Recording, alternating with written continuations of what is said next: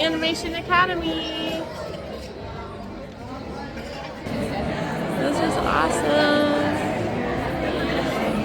They're letting us in right now.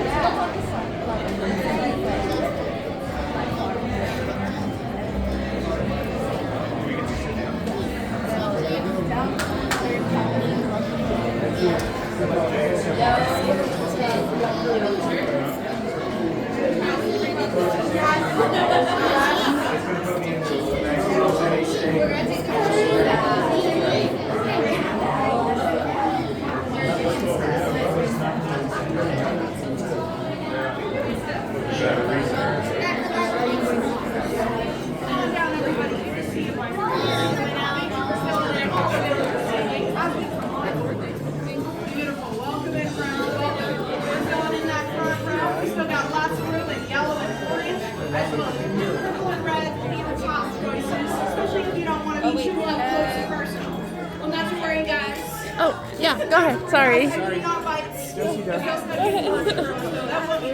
Slower than everybody. Welcome in, everybody. Looks like we've got a lot of good supplies with us today. If y'all need any extra paper, don't be afraid to grab them from those ends of the rows. And as we're finding our way, we'll save that top row for any of our friends who can't use the stairs. So if y'all need assistance, don't hesitate to ask. Beautiful. Looks like we got the perfect amount of room now. We're going to fill the rest of purple and red, as well as one of our extra seats down here in orange. As we get this nice and settled up, I want to welcome y'all to the Animation Academy. How we doing tonight? Welcome in, guys. We've got another hour to party. Let's make it count. My name is Faith. I'm your artist here and your host as we draw some of our favorite Disney characters. Now, this guy's a little bit unknown. He's from this underground movie called Lilo and Stitch. Oh, Lilo and Stitch. And we're drawing the best blue alien ever, the one and only Stitch. Perfect. Before we get started, though, we do need to meet a buddy. Now, already helping us out is my friend Vanessa. Always say hi, Vanessa. Hi, Vanessa. She's another awesome artist here, as well as your TA. So in case y'all need a supply check, some assistance, don't be afraid to raise a hand. That way she can help you out. As well as if you need to skedaddle early, she'll show off that exit. Now, if you look back up to where we just came in, she's going to show you can push open any one of those 3 doors. That way, if you've got a blast off for a lighting lane or snack break, all of those are going to be through the same way. Now, as we get things nice and ready, get nice and comfortable here, we got all of our supplies. We've got our pencils, our paper, our boards. For anyone new here, what seems to be missing on the end? Erasers, that's right. But not to worry, we do work just like Disney animators who love to do what's called rough sketching. So we'll start out very nice and light, blocking out our basic shapes, and then carve out those details to find ourselves a masterpiece. Now, without further ado, are y'all ready to draw a Stitch? Woo!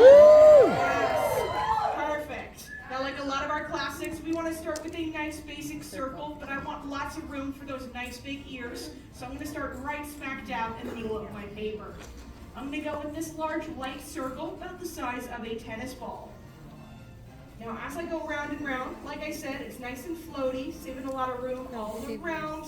But we want to make sure we've still got plenty of space on the inside to work on his inner features. Now, as you start building up that circle, we'll make sure we can add in some construction guidelines. This way we know where to find everything. So right in the center, I'm going to add in this nice straight line going up and down. As well as I'll add in one more line towards that bottom third, stretching it out left to right. This way we can find features like his eyes. Now, obviously, he's not this perfect circle. He's got more of this squashed football head. So we want to start bringing out some more features using this circle as our foundation. So in order to find more of that silhouette, I'm going to use the bottom of my circle and start stretching out this nice big U curve to start widening out the sides of his face on either end. Now, as I'm working on this, though, you'll notice another big reason why we love rough sketching, which is, of course, symmetry. We want to make sure he doesn't look like he swallowed a bee, although I'm pretty sure he would do that, so it's kind of in character. But in order to keep him nice and equal on both sides, it's really easy just to go back and redraw features over and over until you're happy with what you've got. Now, to stretch these up for the top of his head, I'm going to go from either side where my lines ended, and I'm going to bring up these very big C curves to help cap off the top. This way it looks like we've got a big Buzz Lightyear helmet on our page. Now going back and forth, once you have this really nice big gumdrop, we'll add in the two other big features for this silhouette. This way we've got a really nice outline to work with, which are of course those ears. So I'll go halfway up that C curve we just drew on either end. I'm going to draw these nice big diagonal lines fanning out towards either end. This way it looks like we're adding on this big satellite dish. To help cap it off on either side though, I'm going to bring them right back down to earth by connecting down these nice big C curves so they look like two big apple slices or lemon wedges. Right? We're getting fancy with the spices in here. As I draw those in though, you'll notice I'm still really nice and light with my lines. This way again we can keep adjusting, finding some more concrete features. But I think it's time for something a little bit more darker, something we're going to keep on the inside. So let's start with a good anchor point, namely that nose. Because once you add in the nose, you can find every other feature on his face. So right where there's two lines crossing the center, I'm going to start to draw in just one more circle, not to panic. And the good news is we only need this last circle, and it's not even going to stay that way. Because his nose is more this big rounded triangle, like a guitar pick or a Dorito chip. So we're going to keep the very top of my circle, starting to use that going back and forth. But then I'll shave off the sides, turning it more into this curvy V right in the center. Now as I add in these features, I actually really like how this nose is looking, so I'm going to go back with my pencil and I'm going to start to lock in my lines. Which that's a very fancy term here, we just say it, that means we make lines really nice and dark, so that way they stand out for our final portraits.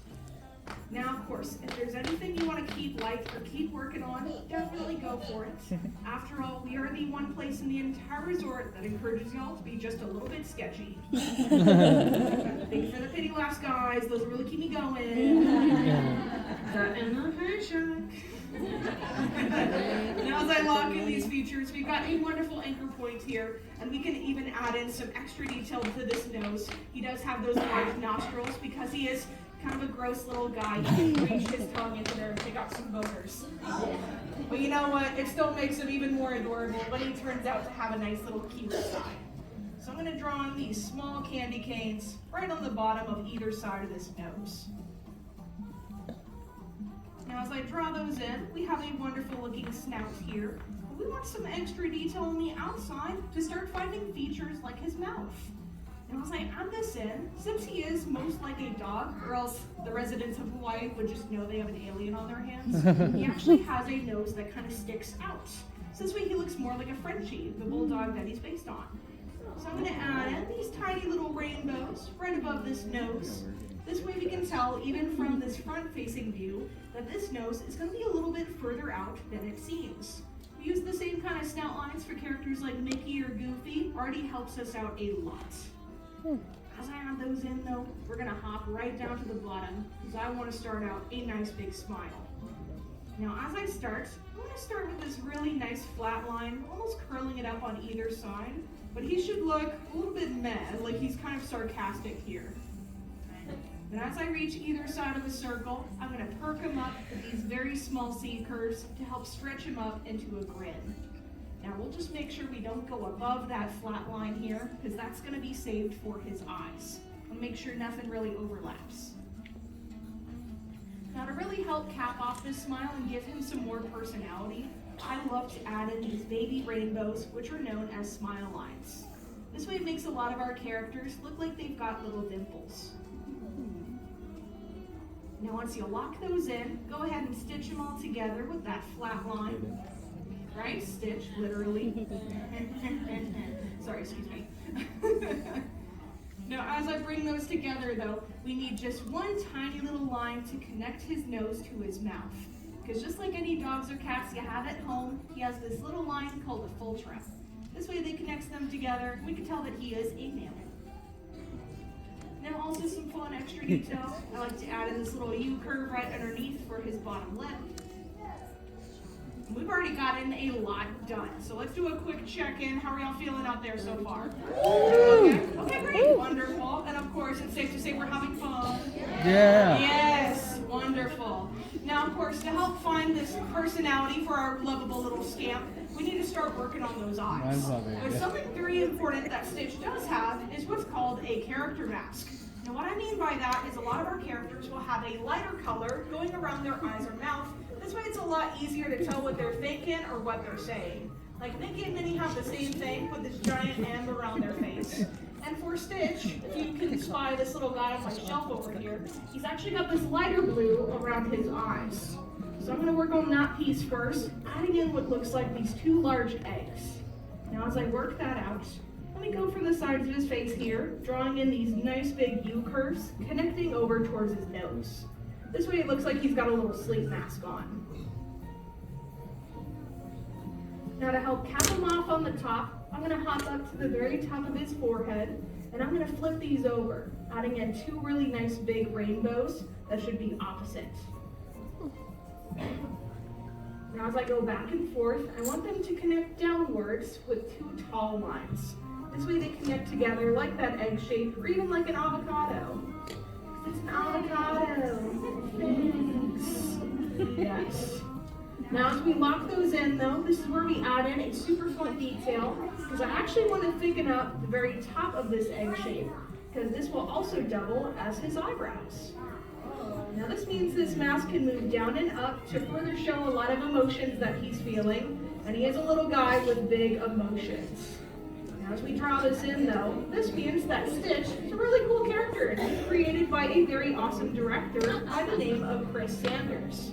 Now if you don't know him, you definitely know his work, because he was a huge part of animation and story, especially in movies like Mulan, and then he was able to helm Lilo and Stitch all by himself, even becoming the voice of Stitch, playing his own movie. Right? And even then, he did amazing things like hopping over to DreamWorks after this film, and he actually helped create Toothless and the How to Train Your Dragon series. Right? And his most recent project is actually one of my new personal faves, which is the Wild Robot. So he's got hits all over the place, right? He is an awesome dude. He's really cool. Now as I lock in these features here, of course we need those eyes on the inside. So if like these are little avocados, we're going to go inside and find the pits. So I want these two smaller ovals, and I'll actually use the sides of my circles as my advantage. So I can draw those round and round, touching right on those sides. Now as I bring those down here, of course you could just lock him in and shade in the whole thing, or else he might look a little bit creepy if you do that. So I always like to add in just an extra oval on the inside for some light little highlights here. You can even draw these in as little flowers or hearts or stars. Definitely make this your own. Have some fun with it. Now, no matter what you decide though, just make sure you lock it in really nice and dark so you can really see that emotion on his face. Now, the funniest thing is that Chris Sanders actually wasn't aiming for this to be a movie in the beginning. He wanted to create just a simple children's picture book.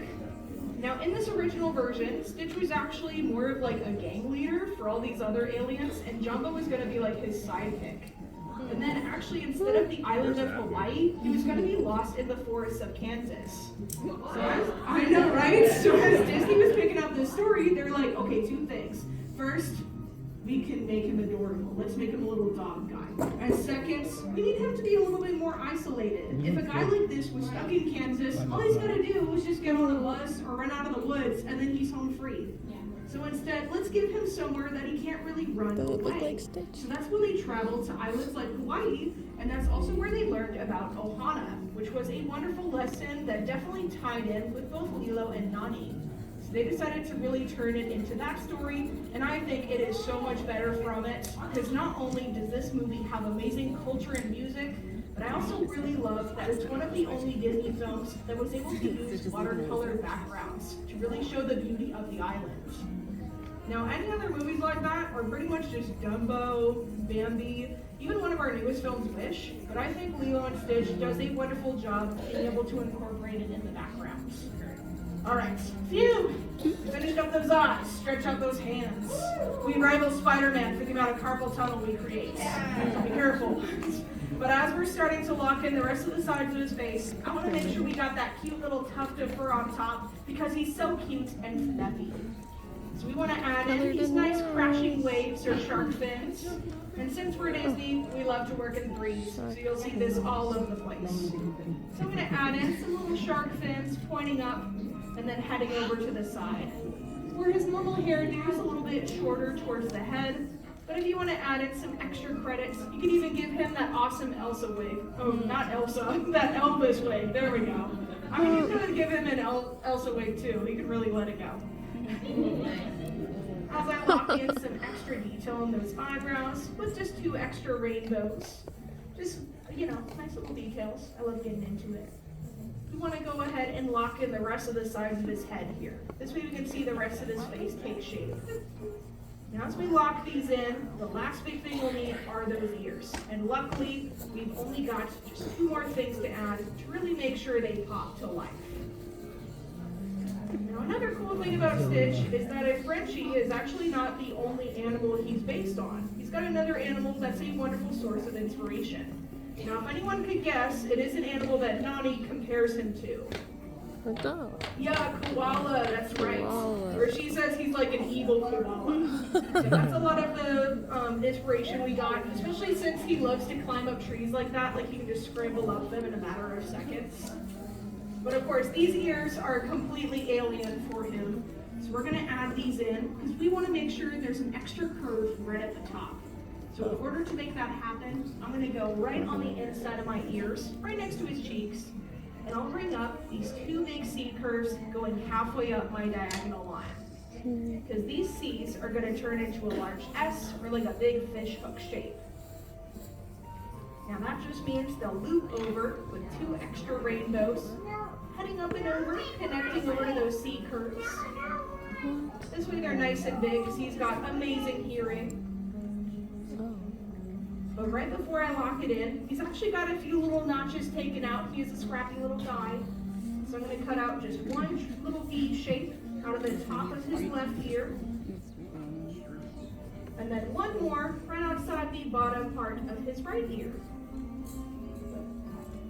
Now as I lock in the rest of my ears, this is actually a really fun extra help for the animators. Since a lot of times for us, as we're animating and drawing, it's really hard sometimes to tell left from right, especially when he moves around so much. So having this slight difference in the ears means you can always tell which one's which. So it's a fun little tidbit there. Now finishing this up, we'll lock in the rest of those ears, having them all come together. And if there's any extra credit you want to add in, you can give him some fun flowers, like those wonderful hibiscus flowers. You could draw in Lilo and him, maybe even his favorite ukulele to play with. But the very last thing we're going to need, as we're all done, is a signature. So find a wonderful spot, because you guys totally earned it. You did an amazing job. And sign your work, because you guys have finished the one and only Stitch.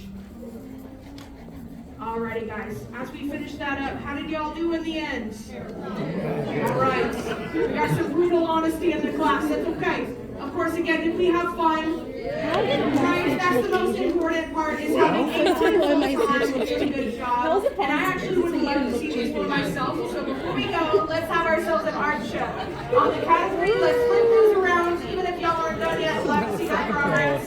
So we'll go on 1, 2, 3, Stitch! These are so cute! Look at these little world notches. Love the flap. Oh my gosh, you know something else so great. That's beautiful. We love this extra credit. You can colors.